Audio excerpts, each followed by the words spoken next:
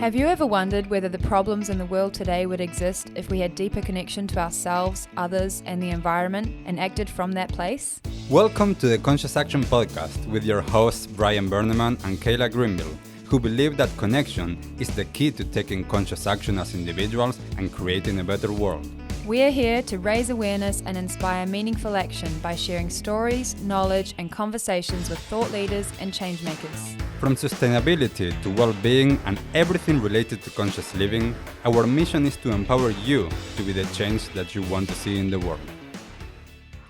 Welcome everyone to a new episode of the Conscious Action Podcast. I am Brian Berneman, your host, and I have for this episode the pleasure to be here with Claudia Goetzelmann, and all the way in Germany at this time, the other side of the world, from here, from New Zealand. Thank you so much, Claudia, for taking the time to be here talking with us. It's super early in Germany now, so thank you for being here with us. And for everyone listening, I invite you to please introduce yourself. Well, good morning oder guten Morgen. I have coffee in hand. I'm excited to be here in this space with you. Curious, where are we going? Me? Well, if I have 2 minutes to introduce myself, I am German. I live in the US usually. I would like to think of myself as a truly global being. I've lived in many continents, and I'm a photographer. I work in advertising, and my work has taken me all over the world. And 4 years ago, I started a coaching practice, and I'm also an end-of-life doula. Wonderful. It's such an interesting mixture. And I would love to, before we get into what you're doing now with your work, which I think is really interesting, the mixture. Can you tell a little bit of, like, when you say this, that a global person and living in different places, what have you learned of being able to live in different countries and different cultures? I've truly embraced other cultures, and it's fascinating to me how people we all are so stuck to our labels. Because at the end, we're all just human.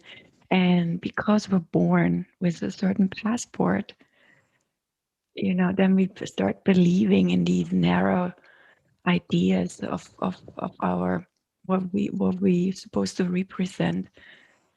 But we're everything. And I always, while I was, wherever I lived in Africa and in Asia and the US. Now, I really always thought to myself, if I don't like it, I'm a guest in this country. I need to go. I have no right to complain, because in the otherness, in the foreignness, what I may not understand is also that it's the beauty of it, actually. Mm-hmm. So. Yes, and I mean, for me, one of the things that I usually tell, and of course now we're in a very different time in the world, but I usually would tell, especially young people in their early 20s, go travel the world, go and live somewhere else, immerse yourself in another culture, open yourself up to a different point of view, different ways of being, different ways of doing things, because that really takes us a little bit, yes, out of the comfort zone, but as well it opens up the box that we're in. And there's so much amazingness in the sameness and in the differences that we have. Exactly, yeah. It's, it would be so sad if we really would all be the same, eat the same food. I mean, it's fascinating because coming back to Europe, and Europe is the size of, roughly as the US, and you go from border to border and you're in a different culture, different language, different food, and I love it. And then sometimes it's a little bit depressing when you travel from one state to another state in the US, and there's McDonald's and Starbucks, and I mean it is what it is, but it's I think it's we should never get scared of the otherness of people. Yes, definitely. And I'm super interested into what got you into photography. Oh, my curiosity. I think I got my first camera when I was 4 years old from an uncle. And I think I have this enormous curiosity in me. And it's this life force. It's adventure and curiosity. And I think it has driven me to start with as a little girl to take pictures. And then when I grew older, I all the money I had in Germany, I just went traveling. Mm. I went whatever money I could set aside, I would go to Italy and Austria, and I always had this urge to be moving somewhere. I'm going on. I was on the move, exploring. And do you feel like, and because I mean, I know a few different photographers, and they all have a different motivation. They all have a different eye on what they capture. What what inspires you? Well, so I started out in Africa. Really, that's how I started with taking pictures of tribes, and I guess, my curiosity again took me to meet them, and then I now in the hindsight I realized that I have this gift of connecting with people. And so I think that's part of my motivation. It's I never know who is in front of my camera, even if it's a model. It's always different. There's always somebody new, and I get to learn something, and I get to connect with that person. And although, secondly, it's probably the creative part. I'm a big collaborator, and I usually, I work in fashion advertising, so I have a team of people with me, and I have to put the team together, and I couldn't do it on my own. So it's this enormous coming together of energies and talents, and then I like to say we could burst to the image together. Beautiful. And what is there a style of photography that you prefer or that really is your favorite? Well, currently, I mean for many years now, I work in the fashion advertising world. So, but as I said, I started in Africa, with taking portraits, and then I did travel photography, and then I lived in Singapore where I shot a lot of CEOs. And I think I just sort of, yeah, I honed in on my own style, the way I look out into the world. Now it really doesn't matter who's in front of me, what's in front of me. There's this minimalistic, colorful, a little bit whimsical, less is more kind of. That's the way I see, the way I frame. Mm. And yeah, that's me. Beautiful. Yeah, like for me, I I tried for a while actually to take photos, Mhm. and I found that I for some reason, and I know, like, we all have our own gifts. I was seeing for example, my sister-in-law, like she's a photographer, and I was in the same place, and I was taking photos, and then I saw what I took, and I saw what she took. I'm like, wow, like your photo is amazing. Like we were in the same place. I'm like, there's a gift there, like, and it's not mine is other things, but Mhm. it's being able to see, as you were saying, that there's something in whatever object or shape or person is there, like bringing it to life. Mhm. Yeah, while you were saying this, I was thinking, you know, I think I'm really in touch with my inner child. I think it has to. I'm always, even if I go on a big shoot, there's always this element of play. I like to be prepared, and everything is sort of, but everything is, I know I can go and I'm ready for the shoot on the day off, but then I give myself the space of playing. And I think that's where the magic happens. Then you have to let it go because you can only plan so much. And it's almost like a, metaphor for life. Like when you allow that space to unfold, then everything comes together. And that's exactly, I think that's the creative process. Because when we get too rigid and we come with these ideas, that's how I want to do it. Paint, music, you name it, anything creative, then we take the essence out of it, I feel. Mm, interesting. And you just mentioned life, like there's the life there. And I'm going to use that as a good segue to talk about you being a doula. Can you share? I'm sure some people might not even have heard what the word doula. Can you share a little bit what is a doula and what is your experience with it? Yeah, it's so doula, there's a birthing doula.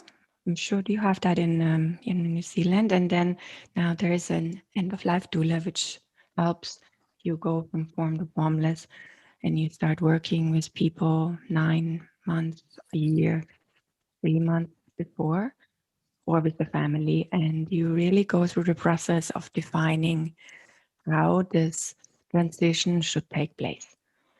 And it is a very intense, yes, and heartwarming process, because I find it's it's a different form of intimacy when you get to ask the questions and you get to take away fears, because death, it has such a dark stigma. People, when you say the word death, people shriek, and we're like, oh my god. And all these people ask me, why on earth do you want to do that? Why do you want to, go all the way to the end of life? Why do you want to engage on that topic? But for me, it's not that dark. I think we're born to die, and if we take away the idea of this, it's the dark black hole, and we can bring some light to it, then it becomes very sacred, and it is sacred. We just in our society over the last whatever years, couple decades, the way we chose to live, we took away that sacredness. Yeah, it's very interesting for me because, and I mentioned life before, because, and I learned this from a lot of my practice on Tibetan Buddhism, that death and dying is such an important topic, mostly not only because one is preparing, and in the Buddhist teachings, one is preparing for the afterlife, and the bardo and all of the different cycles of being reborn, but it's also because by shining a light, as you say before, on this part of our life, that is a natural part of life that everyone and everything goes through, we can have a more intimate relationship with how beautiful and how sacred and how important it is to live life. Because Exactly. if we actually understand that everything is impermanent and we don't know when we're going to finish this lifetime, then I can see how precious this is, and I can actually be in this moment. And I remember many years ago, when I was a teenager, I read The Wheel of Life from Elizabeth Kubler-Ross. Wow, you And read that? Yeah. yeah, and my mom gave it to me, and she told me, you need to read this, and I was like, wow, it's so amazing. And then I of course went into checking more of her work and a lot of other things, and everything that comes from Tibetan Buddhism. That is what I practiced, and I find it that it's such a profound part of life, and for those that are part of it, you can see people in the most vulnerable, yet as well sometimes the more free. Yeah, beautiful. So beautiful. And you know, when we talk about death, we also need to talk about love and life and light. So it's really, not dark and black and and heavy. I mean, I think it's what we make it, and it should be a celebration. Mm. When you go to other cultures in the world, or especially tribal cultures, and even in Europe, tribal traditions, it was a celebration of that person. And now we lost the art of doing that. And I feel it's also a community event where you can come together as a family and as a community and celebrate that person, and then celebrate the community, and then that again brings us closer together. It's again this beautiful intimacy we share, and it builds that connection we all yearn so much. So I really, it's so close to my heart, this topic. So thank you for talking with me about it. Yeah, no, like I mean, I'm like, for me it's really important because I do know. I mean, we all go through like the death of a loved one. Like we have all gone through that. There's no one in the world that hasn't gone through that. And a lot of times I think that it's, as you were saying, our relationship with that doesn't enable us to process it, b to celebrate people's lives, but also it's really interesting that a lot of times the emphasis and the heaviness of death is with the people that remain alive, because there wasn't some type of closure, or there wasn't some type of understanding. And it has to do a lot of times for me with the way that we're living. and Exactly. and I did for a while, and this was a very intense practice, but I did for a while a practice that I had to basically every day. I The practice was, I'm dying tonight, so I'm going to sleep tonight, and I'm not waking up. I'm dying, and how can I live my day knowing that I'm dying tonight? And it wasn't. I remember, it wasn't that I'm going to go and travel. I'm going to, like, I'm here. Like it's Yeah. not. It's not that I can go and do whatever. Like I'm living my life now. I'm here Yeah. talking with you. Yet I know that I'm dying tonight. How am I living this moment? How am I showing up? How am I connecting? And that for me changed a lot my perception of what it means to live. Oh my God, so beautiful. Wow. I love it. I love it. I love everything you said. Yeah, it is really about how we're showing up. And also, we don't even have to go to the big death. And, you have this practice to put yourself into that mindset. But it's also, it asks us, how are we going to be with our little death? Because and you mentioned going to sleep, and it's almost like a little death. We're going to sleep. There's no guarantee that we wake up in the morning. When we open our eyes, it's almost like a rebirth. And then we're not aware in general. We rush, we on the phone, we wake up, we're stressed. Somebody cuts us off, we spill our coffee, we run out, and then our day is ruined. But the magic all by itself, to wake up every morning in this body, wow. And Yeah. we should really bring awareness to this and breathe it in. We're like, wow, and be grateful, gratitude. I'm like, thank you.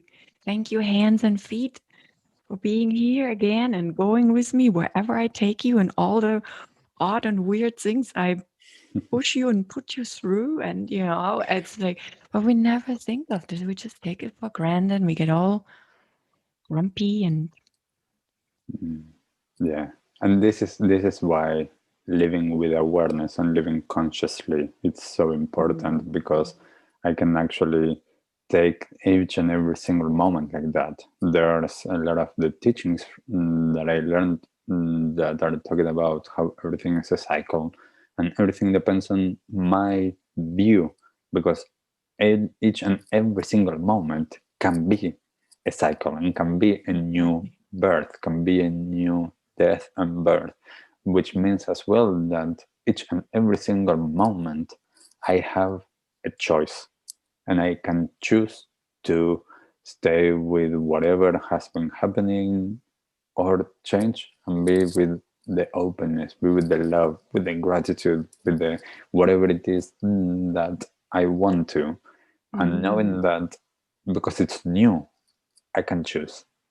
Right. But this is where it gets sticky, right?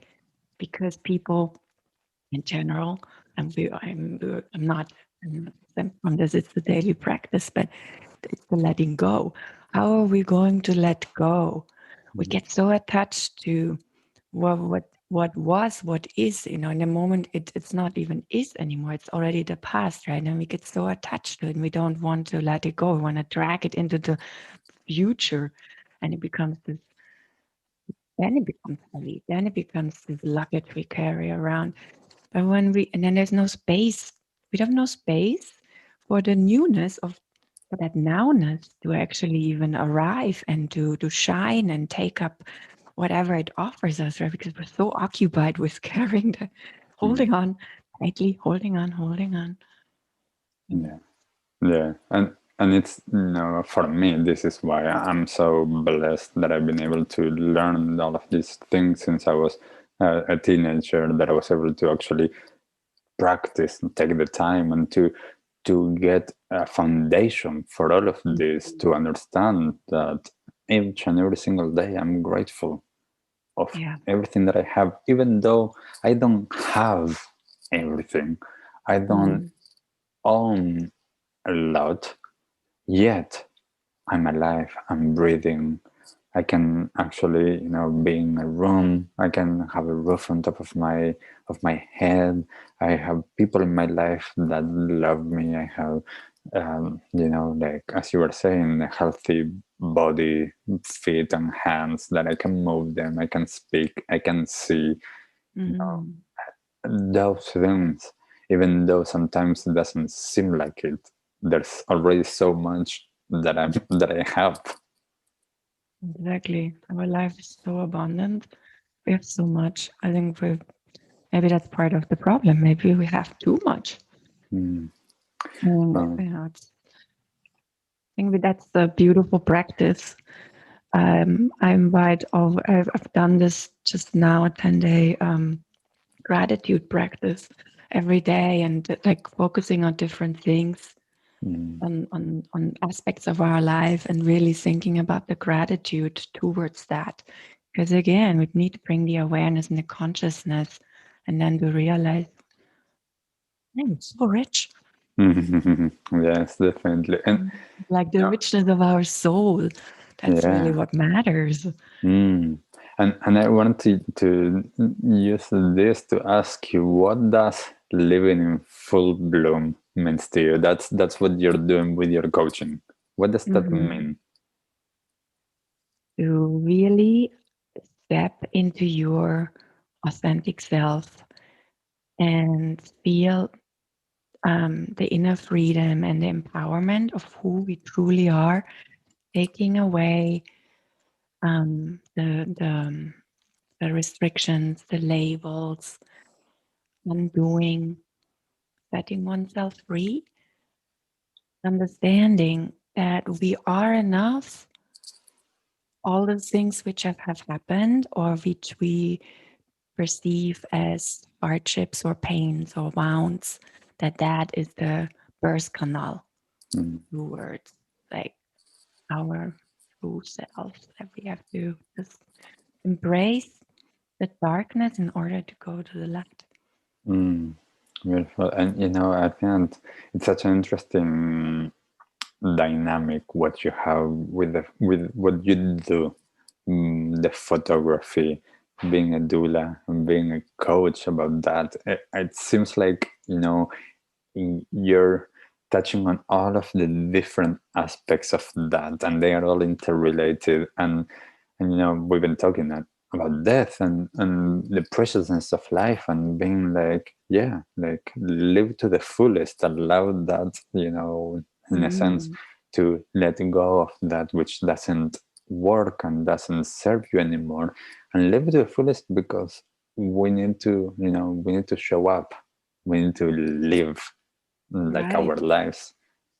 Um, I mean, again, don't want to sound, I want to be all inclusive, including me, because again, it's the daily practice, but we forget, that we are the masters, right, of our precious life, and we blink, and it's shorter already. It's such a short story, such a short period. If we really think about it, and I think the more we can bring this awareness to the moment, the richer it becomes, and the more maybe experiences we can gift ourselves, and then we can make memories and draw Mm, from them. I think the more mundane our lives are, just another week has passed, and I understand we all need to have work, but then again, it's really, really, truly up to us. There's nobody else telling us what to do. mm. We And can step away from this, let's say, hamster wheel. We yeah, can.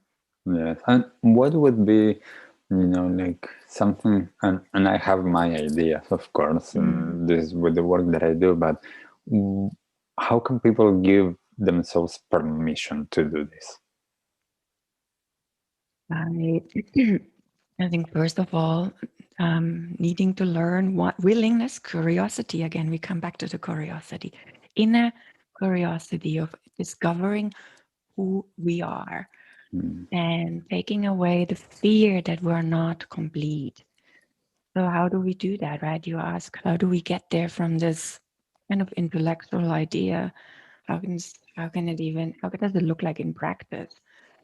But maybe the way to start is to journal, and maybe start meditating, going for walks in nature, and really trying to or connecting with our environment.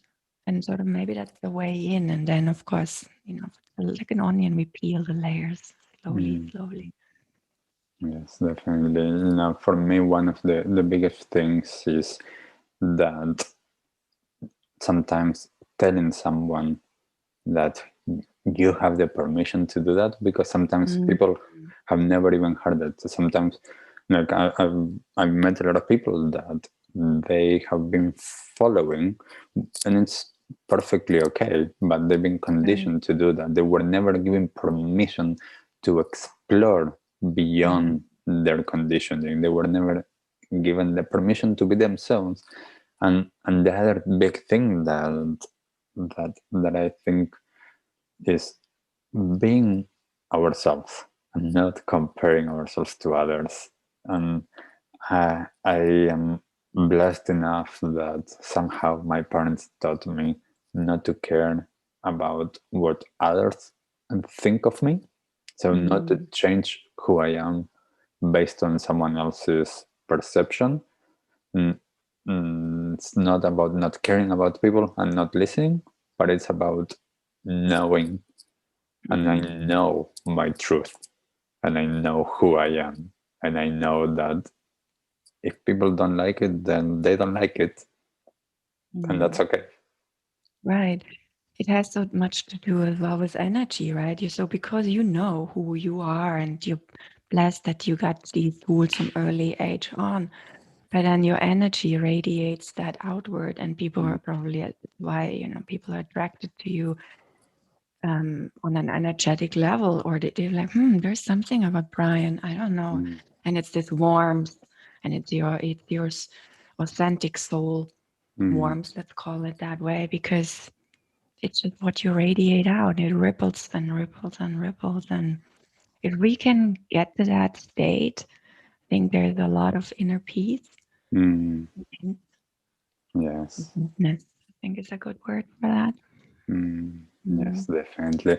And you mentioned earlier about the inner child, and I do think that as well, like being in connection with our inner child is such a big part of living life to the fullest. Yeah, I think never grow up in that way. Yeah, our inner child is it's twofold. On one hand, I think it's important to acknowledge our inner child because there's probably a lot of damage we carry around. But when we understand what happened to us in our childhood and we can make peace with it, then that's one aspect of the healing, of the unlayering, of getting closer to our authentic self. And then there's the other part, it's the playfulness, because when you see children, they don't question, they're just exploring. They have so much curiosity, right? And they're like, oh, I'm gonna try this out, with over analyzing, will that work? How will I look like if I build this with my sticks? Or imagination, like to have the imagination of, I'm going to have the bow and arrow, and you make it of whatever comes your way, wherever you're playing with, but it works. And I think the more we sort of grow up, so to say, Brendan's right, and we get bogged down by the systems there are, and our dreams shift from our original dreams to the dreams of what society wants to, what thinks is right, the pillars, how we should live. I think it's so important to always question everything and keep Hmm. Yes, I love that. I love like being curious. I love the playfulness side of things. It's such an interesting thing with playfulness because I a lot of times, and I try to bring this, especially when I'm doing and I'm sharing and facilitating meditation and things that, and some practices that people think this is serious. It's like, and it's not about being playful. It's not about respecting something. It's still with respect, yet I can make it a little bit playful. I can make it so that, people are happy and there's joy and there's that sense of light, because sometimes with some of the practices that I do, like somehow it's like, it's like there's this view that those spiritual practices, everything needs to be specifically like that, and everything is serious and everyone needs to be quiet and there's silence. And it's like, yes and no. Like, you can bring your playfulness, you can bring that, because that's such an important aspect of being alive and being able to live life to your fullest. Yeah, beautiful. Oh, I love that. Yeah. And I like one of the things for me with living life and with that is that sometimes we do need to understand as well that we live in a society and that we have as well boundaries, because other people have boundaries. How would you explore that with someone? How would you talk about where is that, edge or boundary between my inner freedom and my wanting to play and explore and someone else's? Wow, good question. Well, so for me, everything is energy. If I'm in touch with my true essence, my energy, there's the inherent goodness in this world, right? We're all wanting to just live a life fulfilled with our basic needs. So if we get in touch with that energy field, then and that ripples outwards, then it touches somebody else. Like that's, my neighbor, the people on the street. If I choose to walk down the street and I smile, and the smile catches on, and maybe the smile can actually, my smile can travel so far in a day. And when I understand that, I mean, that's so powerful by itself, that thought, right? That I can send my smile across the city, who knows, across the town, across wherever, just whoever picks it up and goes and drives and walks. I like this visual. So that that is it's actually it's a positive way of thinking of how we can touch the other, and how we can be with one another in this set of boundaries. Does that make any sense? Yes, definitely. Um, Yeah. This is the opposite also, right? We get grumpy and everything, and then everything can just turn dark. So we have to come back that we are truly in charge of how our day and our life unfolds in front of us. Yes, and so important, the understanding of what you said, the ripple effect that happens also shows me as well the responsibility that I have to make sure that I am okay, so that I can actually have a positive ripple effect and a positive smile or whatever it is, energy to the world, because I want the world to be a better place, instead of me not dealing with whatever it is happening and then taking that energy, that negative energy somewhere else. Then knowing how I interact with my energy with others, it's such an important thing. Yeah. And also that it transcends globally. I mean, it's amazing, right? Because we have this technology, and here we are talking across the world, and we see each other, and it's so fascinating. I find it so trippy when you think we're so far apart, and still we can feel our energy of how we are connected right now, just on a Zoom call. It's incredible. I find it so powerful. So if we can tap into that, yeah, and it's from the ground up. It starts with us, right? We want the world to change. We want different rules, different laws, different governments. It truly, truly starts with us. It starts within our energy field. Yes, I love that. And I'm just aware of my time and your time. And I think that we could talk a lot more about these topics, but I'm just going to get to the last few questions. And the first question, and this can be from any of the topics that you touched on. What is one resource that you would recommend people? A resource? Mm-hmm. In which sense you mean like a resource? Like a book or a website or a movie, something that could inspire them. Wow. A resource. Well, I mean, maybe just to get started, if meditation, maybe waking up. Have you heard of Waking Up? It's an app. No. No, Sam Harris. It's a beautiful app. You can start with 1 minute. Again, we shouldn't overwhelm ourselves. So you can have like half an hour if you need the prompts. If you don't, we all maybe need guidance if we start out. And the app has little check-ins throughout the day randomly to ground ourselves. And then maybe, and also, I mean, I always talk about journaling and going for walks in nature, hugging a tree, really looking close up, actually. Just we don't have to go far, but really taking in what's in our surrounding and realizing how intricate and magical everything is designed. It's like, wow, I'm always wowed.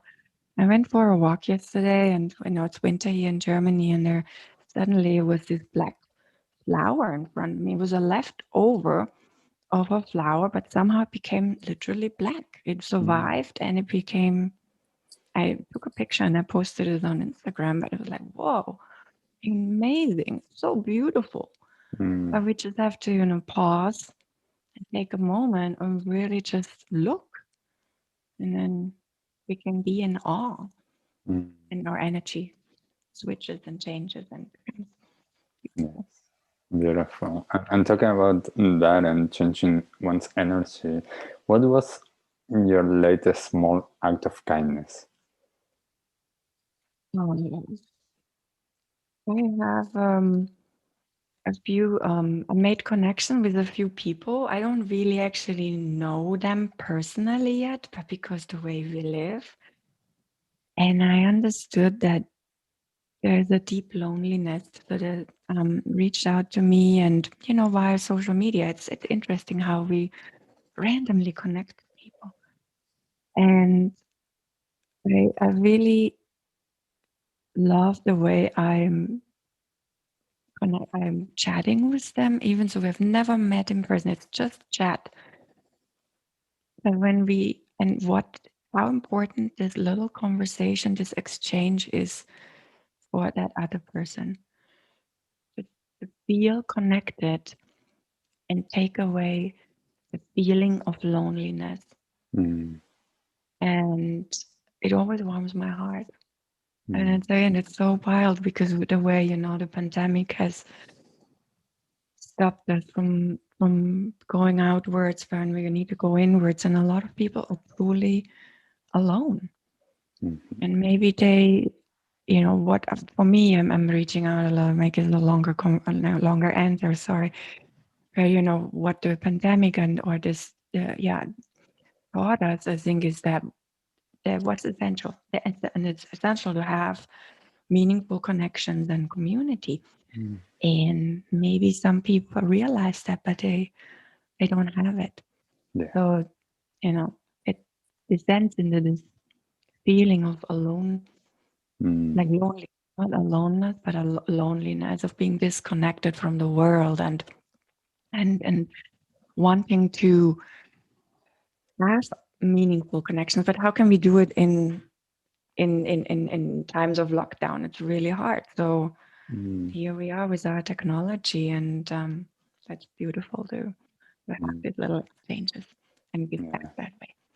Yes, definitely. Beautiful. And what is the one thing that you wish everyone in the world knew? That everything is temporary.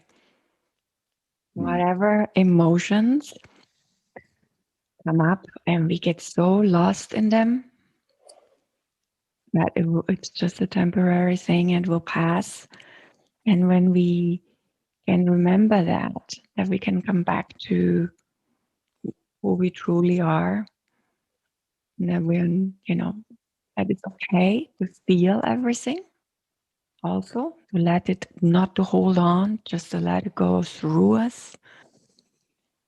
Vulnerability, showing up to ourselves is the way to intimacy. That means to the connections we actually truly seek, and that allows us to be seen. Beautiful. Beautiful. And lastly, Claudia, how can people connect with you? How can people find you online? So everything on my website and everything on Instagram, and my photo website is claudiagoetzelmann.com, and then my coaching website is Permission to Bloom Coaching, and Instagram is also permission_to_bloom. Beautiful. And we will put that on the show notes so that people can find it easily. And thank you so much, Claudia, for taking the time to share with us what you're doing, and for this beautiful conversation, for having a very early morning there, and just being here with me. Thank you. Oh my God. I treasure the conversation. And I think it's an amazing start to my week. So grateful for you. Thank you. And thank you, Claudia. And thank you, everyone that has been listening to this episode. And if you learned something from this episode, please share in your comments. I always am interested in seeing what resonated with you. So until the next time, I am Brian, and I'll see you then. Bye. Bye. What did you like the most about this episode? Take a moment to think about what change you can make in your life today. Share your conscious action on social media using #ConsciousAction and tagging @ConsciousActionNZ so we can celebrate your impact on the world and create a ripple effect.